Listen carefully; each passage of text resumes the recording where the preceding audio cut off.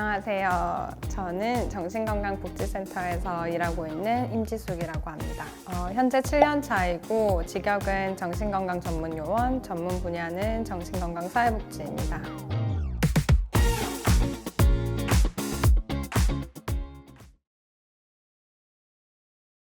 말 그대로 정신건강을 위해 일하는 전문적인 인력인데요. 쉽게 얘기하면 정신건강 분야에 대한 훈련을 받은 사람이 우울, 불안, 조현, 강박 같은 질환으로 일상생활이 어려운 분들이 일상생활로 복귀할 수 있도록 돕는 일을 합니다. 학부 때 교수님 중 한 분이 정신건강사회복지사로 근무한 이력이 있으셨어요. 그 교수님 통해서 정신건강 전문요원이라는 직업을 알게 되었고, 마침 제가 잘 따르던 교수님이라 영향을 받아서 나도 해보고 싶다 생각했었어요. 선택한 이유는 단순합니다. 멋있어 보여서. 사명감 같은 건 없었어요. 사회복지과 졸업, 국가고시 합격하면 사회복지사 1급을 취득하게 되는데 그 자격증을 가장 잘 활용할 수 있는 선택을 해보고 싶었어요.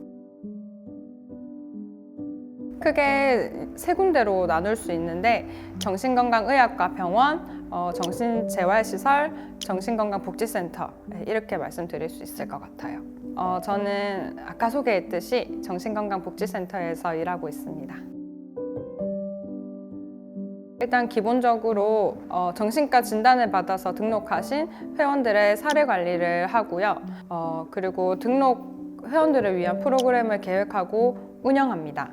정신과 편견을 해소하기 위한 캠페인, 행사 등을 진행하고 자살 예방 교육 및 정신건강 교육 등 프로그램을 진행하기도 해요. 마지막으로 자타의 위험성이랑 정신과 질환이 의심되는 분인 경우에는 응급 출동을 해서 자살 위험성 평가하는 일도 합니다. 근무하는 세팅이 정신과 병원이냐 시설이냐 센터냐에 따라 하루 일과는 다른데요. 저는 정신건강복지센터에서 일하고 있으니까 센터에서 일하는 임지숙의 일과 기준으로 말씀드릴게요. 임지숙 기준이라 말씀드린 건 선생님들마다 루틴이 다르기 때문입니다. 저는 일단 출근하면 여느 직장인들과 같이 그날 일정을 확인해요. 상담 일정을 확인하면 대상자에게 궁금한 점, 대상자의 상황을 파악하기 위한 질문 등을 사전에 머릿속으로 정리해 둡니다. 당연한 말이지만 머릿속에 구조화를 시켜놔야 상담이 수월하고 나의 시간 그리고 대상자의 시간을 절약할 수 있거든요. 상담이랑 프로그램 진행 후에는 MHIS라는 시스템의 상담 내용을 기록합니다. 기록하는 이유는 대상자의 변화 정도를 파악하고 실적을 체크하기 위함이라고 할 수 있을 것 같아요. 7년 차라 그런지 이젠 일 때문에 힘들진 않아요. 이런 건 있어요. 감정이 소용돌이치는 환경에 노출되다 보니까 빠져나오기 위해서 노력을 해야겠다는 생각은 하거든요. 예를 들어서 선생님 나를 무시하냐? 왜 내 이름을 성까지 같이 부르냐? 싸가지가 없다. 말투가 왜 그러냐? 이런 얘기를 반복적으로 들으면 나한테 문제가 있나? 이런 생각이 들 수 있거든요. 이럴 때 믿음직한 동료나 나를 잘 아는 주변 지인들이랑 얘기하며 풀어야 됩니다. 푼다는 건 나 자신을 오해하지 않고 있는 그대로 그리고 상황을 건강하게 바라보기 위한 과정이거든요. 그래서 필수예요. 분명 제가 바뀌어야 될 그리고 우리가 바뀌어야 될 태도도 있지만 그것 이상으로 나에게 채찍질하며 매도하면 나의 정신건강이 위험해질 수 있어요. 자살을 하려던 분이 살고자 하는 의지를 내보일 때였던 것 같아요. 죽고자 하는 이유는 너무 다양하고 경중을 판단할 수 없거든요. 저도 나이가 들거나 병이 들면 저 또한 자살 생각을 할 수도 있지 않을까요? 이렇게 복잡하고 어려운 자살 상담을 하고 대상자가 회복된 모습을 봤을 땐 벅찬 감정이 생겨요. 사람이 변한다는 거, 특히 부정적인 생각이 긍정적으로 전환되는 거 마음대로 되지 않는 일이잖아요.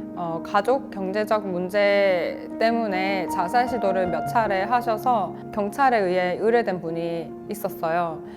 상담을 지속하면서 그분이 부정적인 사고에 매몰되어서 다른 방향으로 사고하지 못한다는 것을 알게 되었고, 상담으로만 해결되는 우울감이 아니라고 판단을 했어요. 설득해서 정신과 진료를 시작했고 우울증 진단을 받으셨거든요. 근데 안 간다고 하셔서 안정될 때까지 3달 정도 매달 같이 병원을 동행했습니다.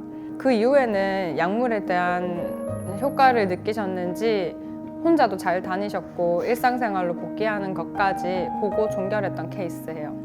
일을 해도 결과가 흐지부지 되거나 결과가 좋을 것이라고 보장은 못 하거든요, 제가 하는 일이. 근데 이 사례는 센터가 할 일을 했고 그분이 치료받을 용기를 냈다는 것, 그리고 저에 대한 신뢰에 합작이 됐다고 생각해요. 저의 의도와 그분의 의지가 딱 맞아떨어지면서 좋은 결과로 종결할 수 있었습니다.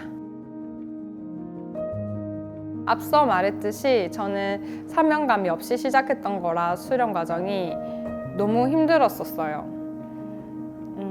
막상 일을 하고 나니까 감사하게도 저랑 잘 맞아서 지금까지 유지하고 있는 중이거든요.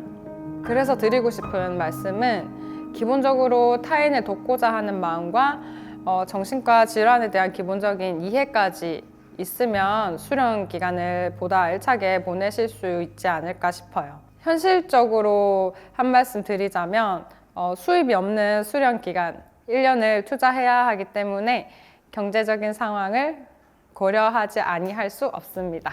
이상입니다.